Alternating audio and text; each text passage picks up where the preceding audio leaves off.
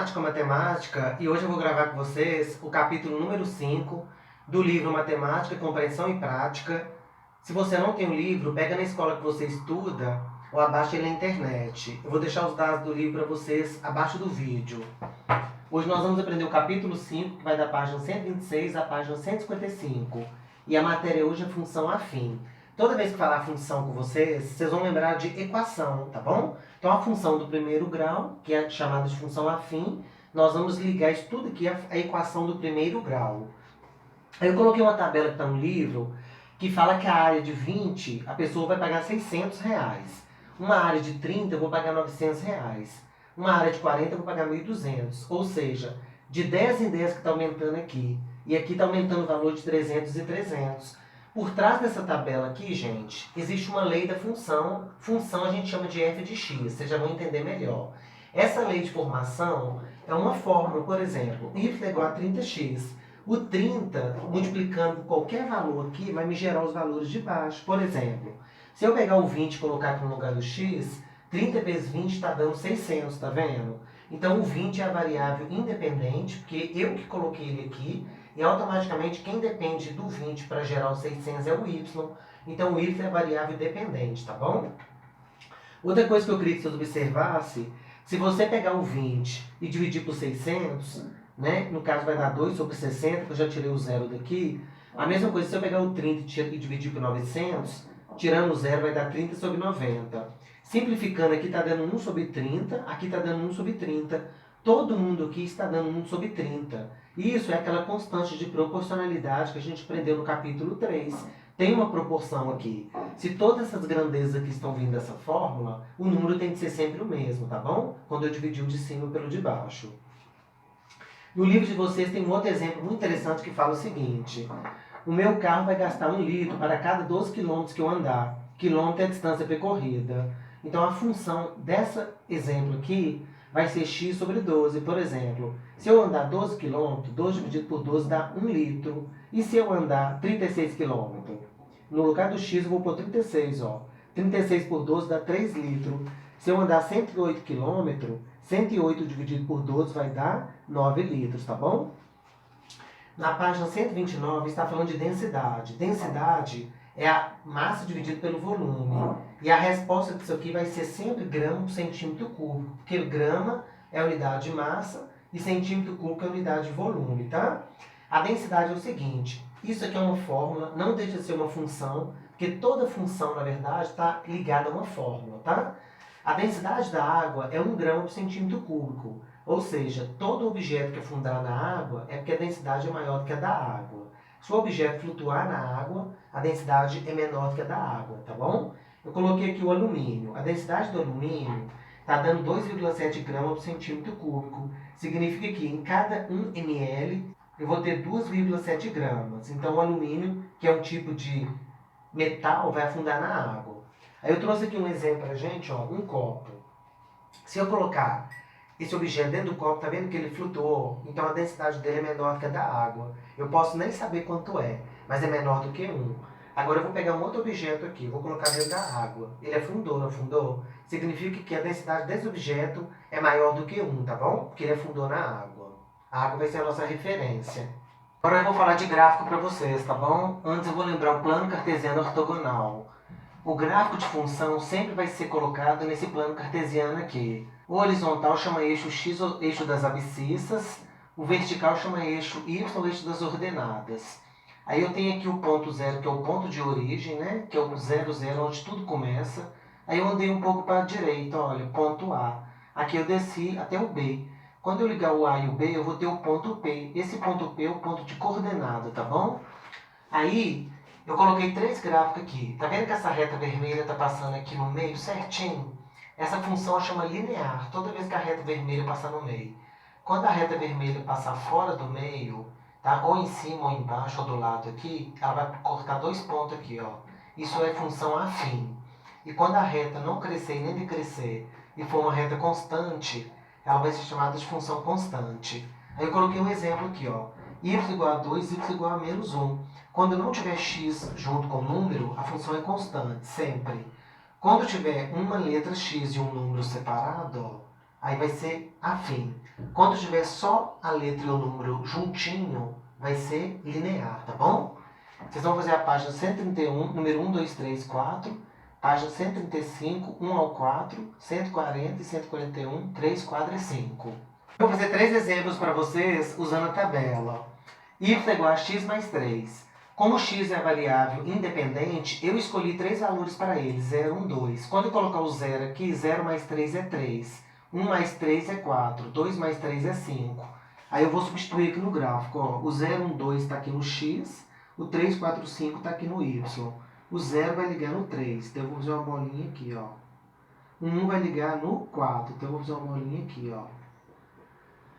E o 2 vai ligar no 5, né? Então eu vou fazer uma bolinha aqui, ó. Aí eu vou traçar o gráfico aqui, olha para você ver. O gráfico é uma reta, tá vendo? Se eu continuar ela, ó, ela toca no eixo x e y. Por isso que é a função afim que está no quadro anterior. Nesse caso aqui, y é igual a menos 3x. 0 vezes 3 é 0. 1 vezes menos 3 é menos 3. 2 vezes menos 3 é menos 6. Então tá aqui os valores. Aí aqui, 0 vai ligar no 0. O 1 vai ligar no menos 3. E o 2 vai ligar no menos 6.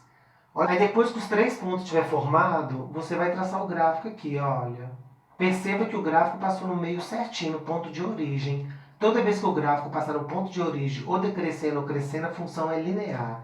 Ele é diferente desse aqui que passou no eixo x e y, tá vendo? Ele saiu do meio certinho, então por isso que ele é afim. Esse terceiro aqui, y é igual a 3, é uma função constante, porque não existe x.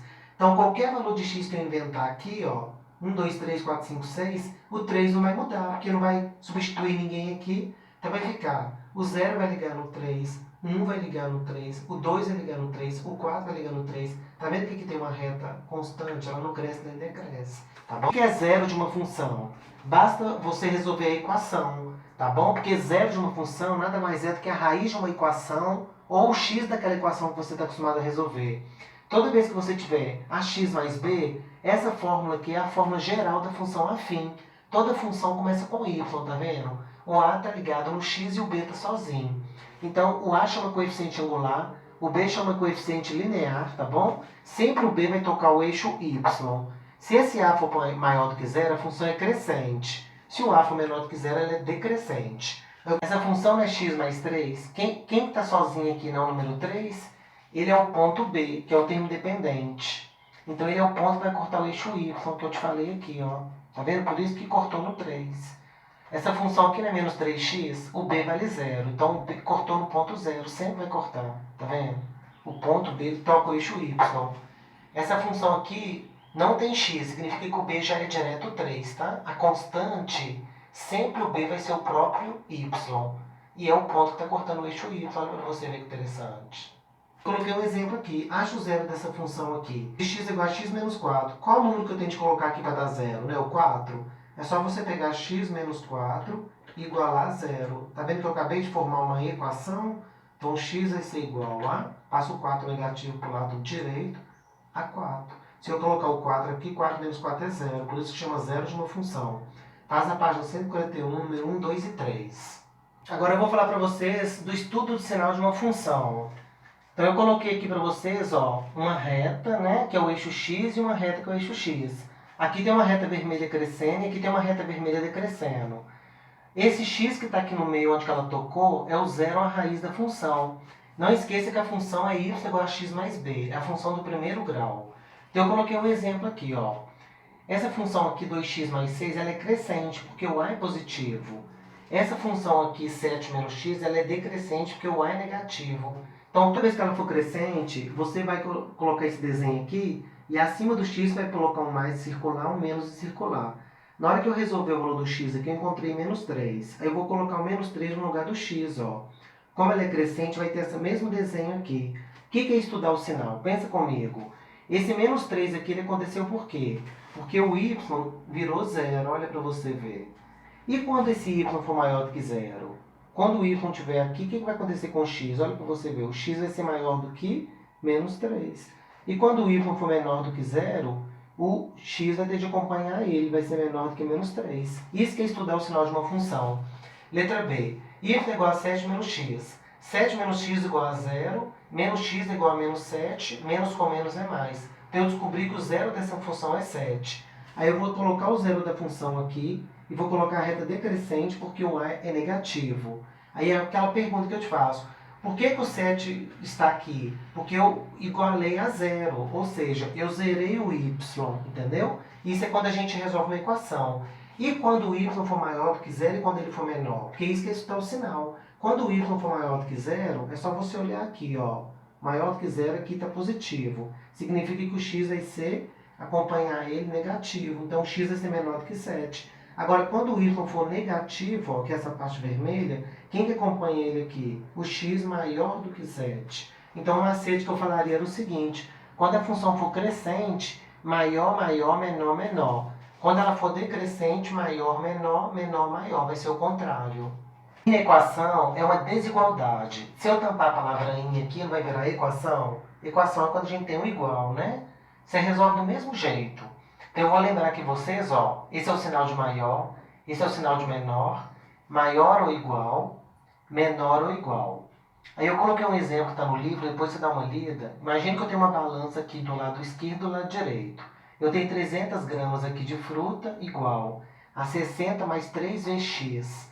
Qual deve ser o peso em gramas que eu vou colocar aqui no lugar do x para ficar igual? Por exemplo, pensa comigo, o x, se ele valer 80, 3 vezes 80 é 240, mais 60 dá 300. Então, se o x for 80, vai ficar igual, não é? Agora, vamos colocar aqui, faz de conta, que o x seja 90. 3 vezes 90, imagine que o x seja 90. 3 vezes 90 dá 270. Mais 60 vai dar quanto? 330. Então, se o x for 90, o lado direito vai ser o quê? Vai ser maior do que o lado esquerdo, entendeu? Agora, imagine que o x seja 0. Vamos imaginar que aqui tem 0 mesmo. 3 vezes 0 é 0, sobrou 60. 60 é o quê em relação ao 300? É menor. Então, isso que é inequação, entendeu? Vai ter hora que vai ser igual, vai ter hora que vai ser maior, vai ter hora que vai ser menor. Aí eu coloquei um exemplo aqui. 3x mais 20 maior do que 2x mais 50. Então, eu vou repetir aqui o 3x, vou passar o 2x para cá negativo, maior que 50. O 20 passa para cá negativo, porque ele estava mais, ele vira menos. 3x menos 2x é x, maior. 50 menos 20 é 30. Então, o x tem que ser maior do que 30 para essa inequação ser verdadeira. Por exemplo, 3 vezes 30 é 90, mais 20, 110. 2 vezes 30 é 60, mais 50, 110. Tá vendo que ficou igual? Não pode ser 30. 2x menos 5 maior do que 7. Então, qual o número que eu tenho que colocar aqui a partir dele que vai ser maior do que 7? Então, vamos resolver. 2x é maior que 7 mais 5, porque o menos vira mais. 2x é maior que 12. X é maior que 12 dividido por 2. Então, o x vai ser maior do que 6. Vamos fazer um teste aqui. Eu vou colocar o 6 aqui, ó. 2 vezes 6 é 12. 12 menos 5 é 7. Está dando igual. Tem que ser maior. Então, eu vou colocar o 7. 2 vezes 7, 14. 14 menos 5 dá 9. 9 é maior do que 7. Agora, se eu colocar aqui o número 5, 2 vezes 5 é 10. 10 menos 5 é 5. 5 é menor do que 7. Então, para essa equação ser verdadeira, né? Todos os números que eu colocar aqui no lugar do x tem que ser maior do que 6. 6,1, 6,2, tá bom? Faz a página 149, 1 ao 5, 150, número 2 e número 3. E eu acabo de terminar com vocês o capítulo número 5 do livro Matemática, Compreensão e Prática, 9º ano. Se você não entendeu a aula, assiste ela novamente, porque essa matéria de equação é muito importante, tá bom? Função, na verdade, né? No mais, eu só agradeço vocês e semana que vem eu vou trazer o capítulo número 6. Muito obrigado e até a próxima.